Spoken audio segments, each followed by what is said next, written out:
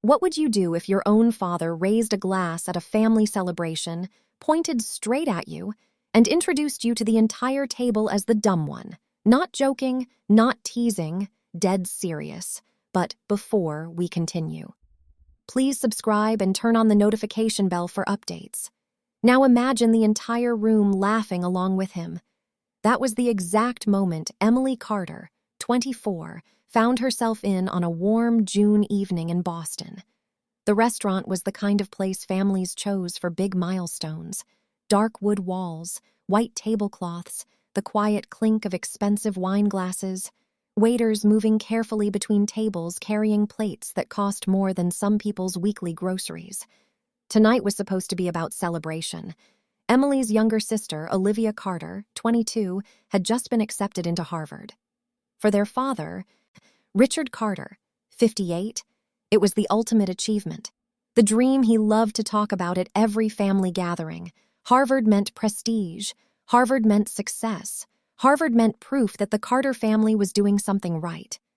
Relatives had flown in from 3 different states to celebrate. Cousins, uncles, aunts, even a few family friends who had watched Olivia grow up. Everyone was smiling. Everyone was congratulating Olivia. And at the center of it all sat Richard Carter, a high-profile corporate lawyer who had built his life around one belief. Success follows a very specific formula: perfect grades, elite universities, high-status careers. Olivia followed that formula perfectly. Emily did not. Emily had left college 2 years earlier. While Olivia was preparing Harvard applications, and Emily had been doing something that made absolutely no sense to most of the family, working online, building something on her laptop, some kind of website or business or project. No one at the table really understood it. And honestly, most of them didn't try to. So halfway through dinner, Richard stood up to give a toast. He praised Olivia's hard work, her discipline, her future. Then, smiling, he gestured across the table toward Emily. "Then there's this one." The room got quiet for half a second. Richard chuckled and said it loud enough for everyone to hear. "The dumb one." Laughter erupted around the table, some awkward, some genuine. Emily didn't argue. She didn't defend herself. She just sat there quietly, staring down at the table. But then something unexpected happened. Her phone buzzed. A message from her bank. At first, Emily thought it was just another notification, but when she looked down at the screen, her expression changed, and her father noticed immediately. He leaned forward. "What is it?" Emily slowly turned the phone toward him. Richard Carter looked down at the screen. His smile disappeared, and in a quiet voice that suddenly carried across the table, he whispered, "Why does that say $92 million? But that number didn't appear out of nowhere, because long before this dinner, long before Harvard acceptance letters, Emily Carter had already started building something no one in her family understood. And the truth behind that journey started years earlier, when everyone first decided she was the dumb one. To understand why that number shocked everyone at the table, you have to go back years earlier, long before the Harvard acceptance, long before the expensive dinner in Boston, back to when the Carter sisters were kids. Growing up in Seattle, the roles inside the Carter household were clear almost from the beginning. Olivia Carter, the younger sister, was the prodigy. Perfect grades, honor roll every semester, teachers constantly telling their parents how gifted she was. By the time she was 16, Olivia was already taking advanced classes that most college freshmen struggled with. Their father loved it. Richard Carter had built his entire identity around achievement. As a corporate lawyer, success meant measurable results, rankings, titles, credentials. Olivia fit that system perfectly. Emily did not. Emily Carter's mind worked differently. While Olivia was memorizing biology notes and preparing debate speeches, Emily spent hours doing things that didn't look impressive on a report card. At 14, she taught herself basic web design by watching random tutorials online. At 15, she was buying and reselling digital gaming items to players in different countries. At 16, she had built a small fan website for an online creator that somehow started getting thousands of visitors every month. To Emily, it felt like discovering secret doors on the internet.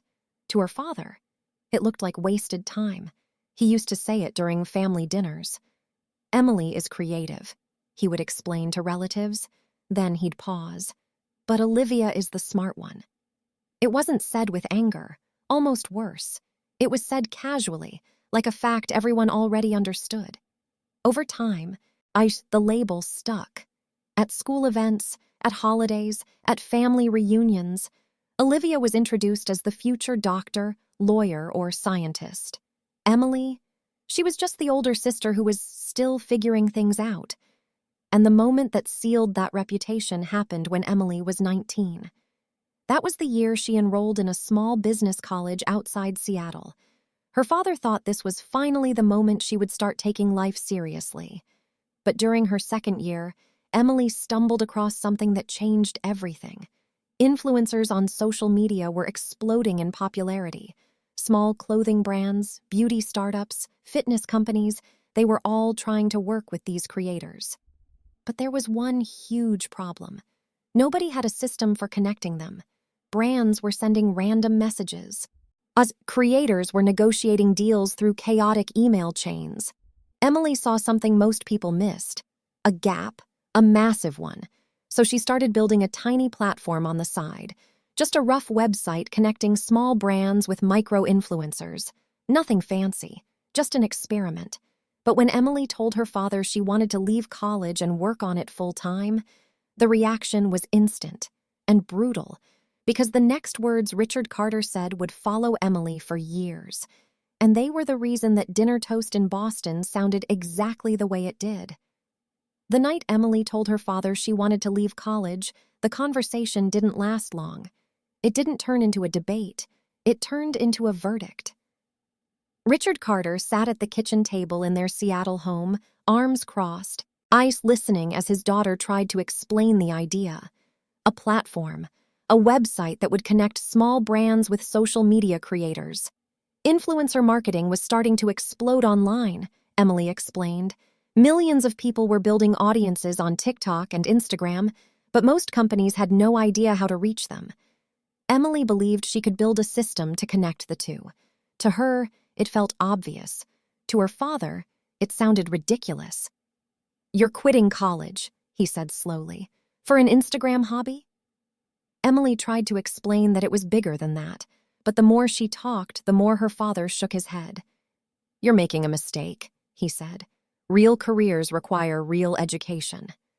The argument stretched late into the night. Eventually, Emily packed a suitcase, and before she left, Richard Carter said something that stayed with her for years. "Don't come crying to us when this fails." That sentence became the quiet background noise of the next 3 years. Because the beginning was not glamorous. Emily named the platform Creator Bridge. At first, it barely functioned. The website was slow, half the features broke, payments sometimes failed. The first month the platform launched, 7 people signed up. 7. Total revenue? $212. Not exactly the kind of success story you brag about at family gatherings. For months, Emily worked alone from her tiny apartment, answering customer emails, fixing broken features, convincing brands to try a system no one had heard of. Then something unexpected happened. One evening, while scrolling through a developer forum looking for help fixing a bug, Emily received a message from someone named Jason Miller, 27. He had seen her question about the platform's back-end system. Curious, he looked up the website. A few minutes later, he sent another message. "This idea is way bigger than you think." Jason was a freelance developer who had worked on several startup projects before. Within a week, he offered to help rebuild the entire platform from scratch. Not as a contractor, as a partner. The two of them spent months rewriting everything. Late nights, coffee shops, endless debugging sessions, and slowly, Creator Bridge started working the way Emily had imagined. But the real turning point came from a campaign that almost didn't happen. A small skincare brand took a chance on the platform. And what happened next would quietly turn Emily's tiny experiment into something investors suddenly couldn't stop talking about. The skincare company almost didn't use Creator Bridge. In fact, the campaign happened by accident. A small California startup called LumaSkin was looking for affordable marketing. Traditional advertising was way too expensive, and influencer agencies charged fees the company couldn't afford. That's when someone on their team stumbled across Emily's platform, CreatorBridge. At the time, the site had only a few hundred creators signed up. Most of them were small influencers with audiences between 5,000 and 50,000 followers. Not celebrities, but loyal audiences. LumaSkin decided to test something unusual. Instead of hiring one expensive influencer, they partnered with 80 smaller creators through CreatorBridge. Each one posted honest product reviews across TikTok and Instagram. What happened next shocked everyone involved. Within 10 days, one of the videos went viral, then another, then another. Orders for LumaSkin exploded. Their website crashed twice from traffic. The founders publicly credited CreatorBridge for the campaign's success, and suddenly, people across the startup world started paying attention. Because Emily had quietly solved a problem worth billions of dollars. By 2023, CreatorBridge was growing fast. 35,000 creators on the platform, nearly 5,000 brands using it, millions of dollars in marketing campaigns flowing through the system. And Emily? She still hadn't told her family. Not about the growth. Not about the investors contacting her. Not about the fact that she and Jason were now running one of the fastest-growing influencer marketplaces in the industry. Whenever relatives asked what she did for work, Emily usually gave the same short answer. I run an online platform. Most people nodded politely and moved on, including her father. To Richard Carter, real success still looked like law firms, medical schools, and Ivy League diplomas, which is why the email that arrived in Emily's inbox in early 2025 felt almost unreal. It came from a major marketing software company called AdSphere.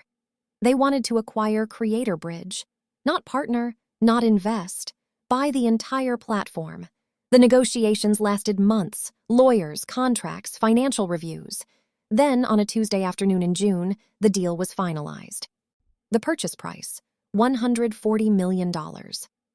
After taxes and partner shares, Emily's personal payout came to around $92 million.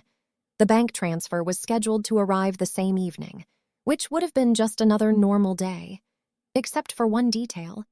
That evening happened to be the night of Olivia's Harvard celebration dinner, and at the exact moment her father raised a glass and called her the dumb one. Emily's phone buzzed with the confirmation. The money had just arrived. But what happened in the next 60 seconds inside that restaurant changed the entire atmosphere at the table.